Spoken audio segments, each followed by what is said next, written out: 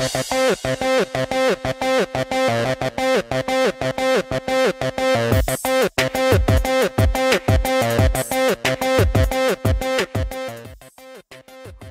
po sa Pinoy Scoop.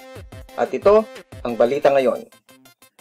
Si Dionisio Pacquiao, ang ina ng Filipino boxing icon na si Manny Pacquiao at ang The Voice Kids champion na si Laika Gairanod ay kumanta ng Wrecking Ball sa KCC Mall sa General Santos City.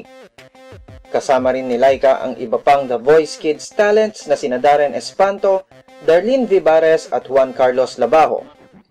Sinamahan ni Mami D si Laika sa entablado para i-voice out ang kanyang suporta sa batang dating nangangalakal sa Tanza, Cavite. For more news, visit us at www.thepinoyscoop.blogspot.com.